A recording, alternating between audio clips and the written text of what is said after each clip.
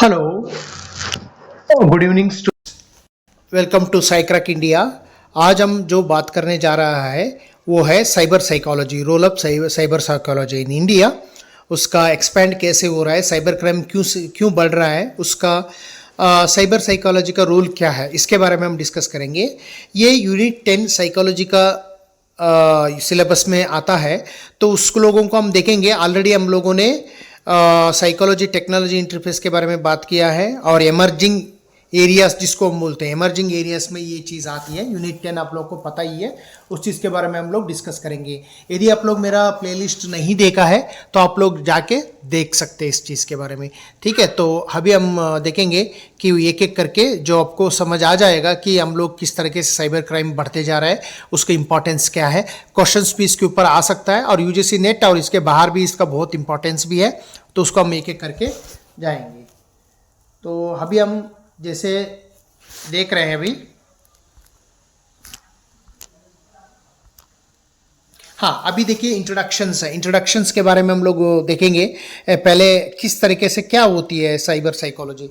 तो cyber psychology क्या होती है, एक इम्पॉर्टेंट है study of human behaviour in the context of technology and digital interactions. हम देखिए कि बहुत बार हम हर दिन कंप्यूटर यूज़ करते हैं, तो टेक्नोलॉजी कहीं ना कहीं हमारा मोबाइल एंड लैपटॉप यूज़ करते हैं। तो इसमें किस तरीके से हम इंटरेक्ट करते हैं, उसके इंटरेक्ट करने का तरीका क्या होती है, उससे हमारा क्या फीलिंग्स होती है, हमारा बिहेवियर क्या होती है, उसके सारे चीज़ जो भी क्राइम्स होते हैं, जो भी इंटरेक्शंस होती है, उसकी चीज़ के बारे में ये डील करती है। यानी कि अलग अलग तरीके से फ्रॉड होता है, जैसे कि इंक्रीज इंटरनेट पेनेट्रेशन हो गया, डिजिटल पेमेंट्स हो गया, सोशल मीडियास हो गया, राइजिंग साइबर क्राइम। जैसे आप स्टैटिस्टिक्स हमारा बढ़ते जा रहे हैं, तो आप देखिए फ्रॉड हो गया, फिशिंग हो गया, साइबर बुलिंग, आइडेंटिटी थेफ्ट हो गया।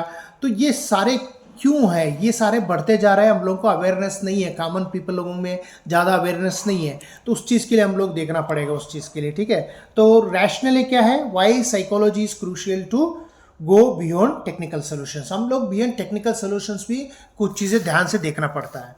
ठीक है, तो उसके लिए हम लोग देखा है इस चीज़ को। अब देखिए, तो साइबर क्राइम लैंडस्केप के थोड़े बारे में देखेंगे, किस तरीके से हमारा साइबर क्राइम लैंडस्केप जो है आप देख सकते हैं यहाँ पे। साइबर क्राइम जो है मोस्ट प्रिविलेंट है, हमारा टाइप्स ऑफ साइबर क्राइम जो मोस्ट प्रिविलेंट होते हैं उसको अगर हम देखें तो फाइनेंशियल फ्रॉड्स होती है। जैसे कि अपने यूपीआई पेमेंट वगैरह करते हैं, वहाँ पे साइबर फ्रॉड्स ज़्यादा होते हैं। ऑनलाइन बैंकिंग स्कैम्स भी होती है, जैसे आपने देखा होगा कि बहुत फ्रॉड होता है, घोटाला हो जाता है, आपने देखा होगा। That is a very very important. और साइबर बुलिंग एंड हरासमेंट, जो छोटे छोटे बच्चों के लिए भी हो गया, बुजुर्ग वगैरह, old people also getting influenced by the cyber bullying, specially among youth. ये तो बहुत ज़्यादा साइबर बुलिंग की शिकार बनता है यूथ। जो यूथ होते हैं, हम लोग बोलते हैं यूथ, तो यूथ जो है साइबर कैटेगरी का सबसे इम्पॉर्टेंट क्या बोलते हैं उसका शिकार बना हुआ है। तो इसके लिए हम लोग इस बात को ध्यान रखना पड़ेगा। तो उसके अलावा हम अभी बात करें जैसे कि आइडेंटिटी थेफ्ट एंड फिशिंग है। तो आइडेंटिटी थेफ्ट एक पता नहीं होता है, अनजान होता है, किसी के साथ हम बात कर रहे हैं इंटरनेट के, हम अब फेसबुक में किसी के साथ अगर बात कर रहे हैं या व्हाट्सअप में किसी के साथ बात कर रहे हैं, तो हम लोगों को पता नहीं होता, अननोन पर्सन्स होते हैं। कई बार हमको जानकारी नहीं होती है जो साइबर स्पेस में कौन सा इंसान होता है, कौन सा इंटरनेट के थ्रू किसी की कोने पे कौन क्या बात कर रहे हैं, we are not understand, we don't know, sometimes ऐसा हो सकता है। तो तभी तो हम लोग अभी इस चीज़ को ध्यान देखना पड़ेगा। अब देखिए साइबर पोर्नोग्राफी, अब चाइल्ड एक्सप्लॉयटेशंस भी जाती है। तो हमारा पिछले 10-15 साल से ये बहुत ज़्यादा बढ़ गई है कि जो हमारा इंटरनेट का जो यूज़ करने का जो तरीका होता है, और पोर्नोग्राफी भी अवेलेबिलिटी होने की वजह से, एक्सेसिबिलिटी अवेलेबल होने की वजह से, डाइवर्स पोर्नोग्राफिक साइट होने की वजह से जो है इसका जो है क्या होता है, all even childrens all age group are accessibility होने की वजह से उनमें ज़्यादा इस तरीके से चाइल्ड एक्सप्लॉयटेशंस वगैरह होता है। तो इसके लिए हम लोग इसको ध्यान रखना पड़ेगा कि इस तरीके से इसका इंपॉर्टेंस है। और नेशनल क्राइम रिपोर्टिंग, जो इसके जो बेसिक जो मैंने अभी बताया आपको, ये NCRB national crime record bureau से मैंने इसको लिया था। तो आई होप ये बात आपको समझ में आए होंगे, जो किस तरीके से जो नेचर होती है उसके बारे में हम बता रहे हैं। ठीक है, तो अभी हम चलेंगे आगे का। तो नेक्स्ट हम चलेंगे तो इस चीज़ को अपने थोड़ा ध्यान रखना पड़ेगा। नेक्स्ट हम चलेंगे।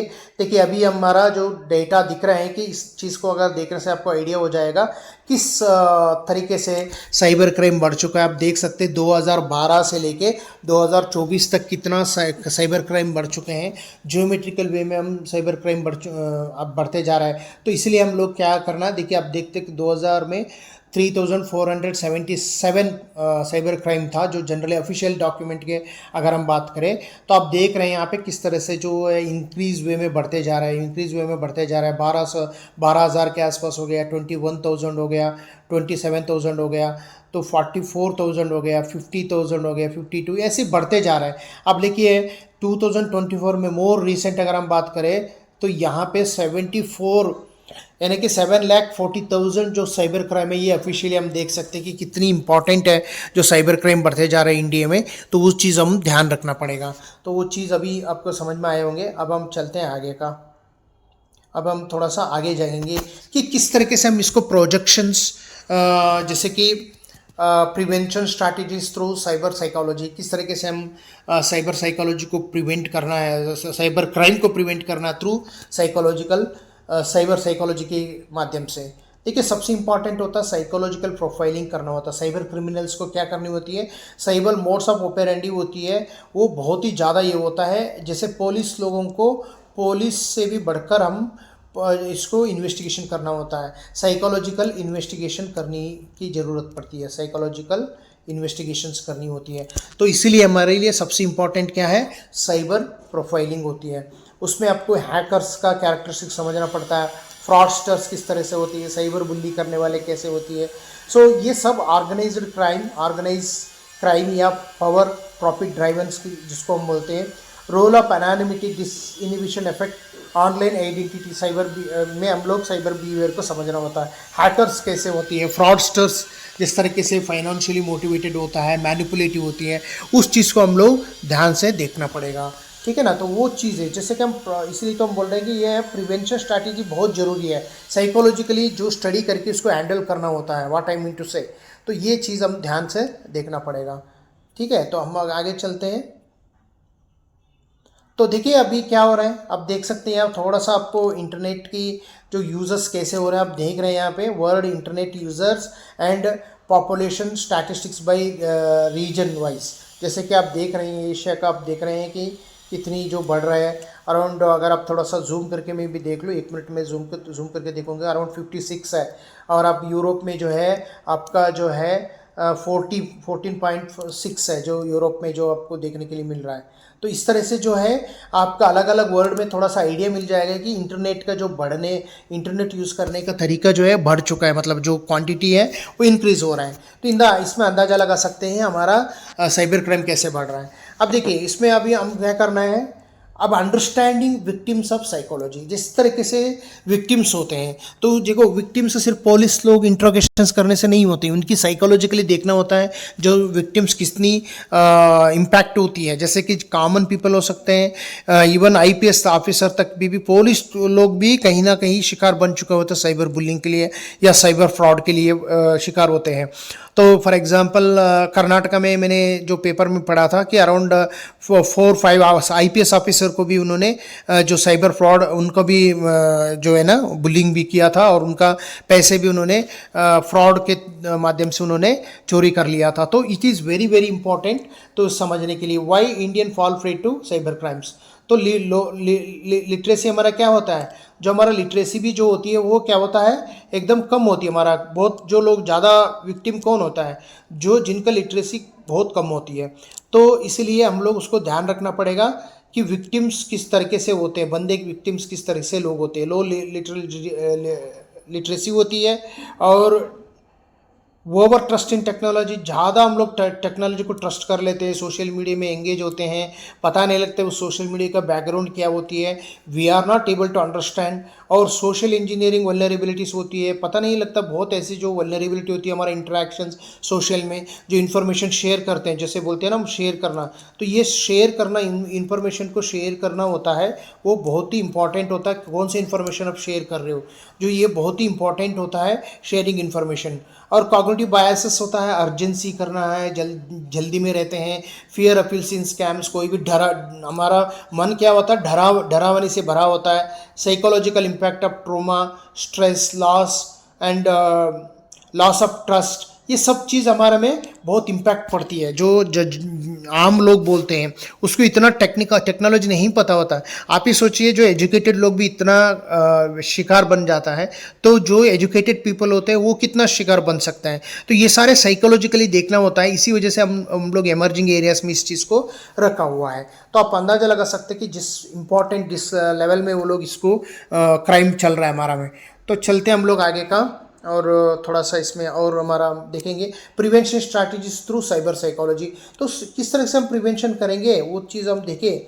जो हमारा पहले तो हमारा सबसे इम्पॉर्टेंट होता है अवेयरनेस प्रोग्राम। तो अवेयरनेस प्रोग्राम हमको रखना होता है, ठीक है ना। तो अवेयरनेस प्रोग्राम जो हम लोग को रखना होता है, थोड़ा सा इसको हम साइड करेंगे। अवेयरनेस प्रोग्राम बहुत ज़रूरी है, ठीक है ना। तो अवेयरनेस प्रोग्राम हमको बहुत ज़रूरी होती है। थ्रू हम लोग जो भी अवेयरनेस दे साइको एजुकेशन कर सकते हैं। और डिजिटल लिटरेसी बहुत इंपॉर्टेंट है। डिजिटल लिटरेसी का जैसे कि कॉलेज स्टूडेंट्स वगैरह होते हैं, स्टूडेंट्स को होते हैं कंप्यूटर के बारे में नॉलेज रखना, है ना, कंप्यूटर को उसका। और focus on schools and colleges rural area, इसमें हम जो डिजिटल लिटरेसी को बढ़ाना होता है। और बिहेवियर नर्जर्स, जैसे कि वार्निंग ड्यूरिंग सस्पिशियस ट्रांजैक्शंस। यदि आप लोग को पहले पता लगता है कि कहीं ना कहीं सस्पिशियस लग रहा है, जो कहीं OTP केसेस वगैरह होता है, आपने देखा होगा आजकल तो OTP गवर्नमेंट ये कर रहा है कि OTP शेयर ना ही करे। तो ये सारी चीज़ें हम लोगों को बताना है रूरल एरिया में, उस चीज़ को एजुकेट करना है उन लोगों को, तभी ताकि इन लोगों में इस चीज़ को फिर अपराध ना हो जाए। ऐसे कि we have to be aware of that things. और काउंसलिंग एंड रिहैबिलिटेशंस बहुत ज़रूरी है। जैसे कि काउंसलिंग एंड रिहैबिलिटेशन करना बहुत ज़रूरी है। जिस तरह से हम लोग ऑलरेडी शिकार हुआ होता है, उनके मन में क्या चलता है, तो हम लोग को काउंसलिंग करना बहुत ज़रूरी है। Counselling is very important, counselling करना बहुत ज़रूरी है। तो उसके अलावा साइबर एथिक्स एजुकेशन करना है, किस तरीके से हम बिहेव करना है। साइबर एथिक्स भी होती है, हमारा बिहेवियर किस तरह से होना चाहिए, वो सारे चीज़ें हम लोग को एक्सपर्ट वे में हम लोग करना होता है। तो वो बहुत ज़रूरी है, ठीक है। तो ये बात अब समझ में आया होगा। हमारा काउंसलिंग एंड रिहैबिलिटेशन भी देना होता है अफेंडर्स को, या विक्टिम्स को ज़्यादा हम लोग को देना होता है। कई बार अफेंडर्स को भी देना होता है, अगर कोई उसका मानसिकता कोई बीमारी हो इस तरह से। तो ठीक है, तो अभी हम लोग इस बात को भी समझ लिया। हम चलते हैं अभी role of psychology in law enforcement. अब देखिए, इतना अपने समझ में आने के बाद तो आपको एक बात समझ में आया होगा कि जो साइबर फॉरेंसिक्स में लॉ एनफोर्समेंट एजेंसी होती है, लॉ एनफोर्समेंट एजेंसी होते हैं, लॉ एनफोर्समेंट एजेंसी, उसकी हम लोग ध्यान रखना पड़ेगा कि उसका हमारा प्रेजेंटेशन ठीक हो। तो इसलिए हमारा लॉ एनफोर्समेंट एजेंसी का भी बहुत इसका रोल होती है। तो सही से हम लोग फॉरेंसिक साइकोलॉजी या साइबर साइकोलॉजी में सही तरह से टेक्निकल इन्फॉर्मेशंस देना पड़ता है। उस टेक्निकल इन्फॉर्मेशंस को हम लोग मैनेज करके रखना होता है, इसको हम बोलते हैं एनफोर्समेंट एजेंसी। तो आगे हम चलते हैं। देखिए, हम आगे एक पॉइंट पे अब चलेंगे, कंक्लूजन्स ले सकते हैं यहाँ पे। देखिए, कंक्लूजन्स ये है, cyber psychology is not only technical issue but also psychological and social challenges है। ये क्या है? साइकोलॉजिकल एंड सोशल चैलेंजेस है। यहाँ पे इतनी इजी नहीं होती है कि हमने टेक्निकल सोल्यूशन दे दिया, हम लोग साइकोलॉजिकल एंड सोशली इसको हैंडल करना होता है। साइकोलॉजिकल एंड सोशल है, ये सोशल है, ठीक है ना। तो इसको भी हम लोग ध्यान रखना होता है, साइकोलॉजिकल एंड सोशल वे में हम इसको बात को समझना होता है, ठीक है ना। तो उसके लिए प्रिवेंशन, इंटरवेंशन भी करनी है, रिहैबिलिटेशन भी करना है। तो ये सारे चीज़ें होती है। तो इनमें हम ये कह सकते हैं, इंडिया में इसको क्या करना है, combining technology and psychology is key to controlling the cyber crime. तो हम देख सकते हैं किस तरह से हमने अभी तक देखा कि किस तरीके से जो है टेक्नोलॉजी, साइबर साइकोलॉजी को अंडरस्टैंड करना इंपॉर्टेंट है, नहीं तो हम साइबर क्राइम का शिकार बन सकते हैं। इसमें हमारा एक फॉरेंसिक साइकोलॉजी का ही एक भाग होता है, ये साइबर साइकोलॉजी। हमारा डिजिटल फॉरेंसिक्स वगैरह में जो भी होता है, इस चीज़ को हम लोग अवेयरनेस होना है, सारे लोग इसको हमें अवेयरनेस होंगे तो इसको हम अवॉइड कर सकते हैं। तो आज हम इतना ही बताना था आप लोगों के लिए। तो आज हम देखिए इसकी हम आगे के वीडियो को, आप इस तरह से अच्छे वीडियो आप देखना चाहते हैं तो हमारा चैनल को सब्सक्राइब भी कर लीजिएगा, और साथ ही साथ आप फ्रेंड के साथ भी शेयर कर लीजिएगा। Thank you so much, thank you. for watching our video. Thank you so much.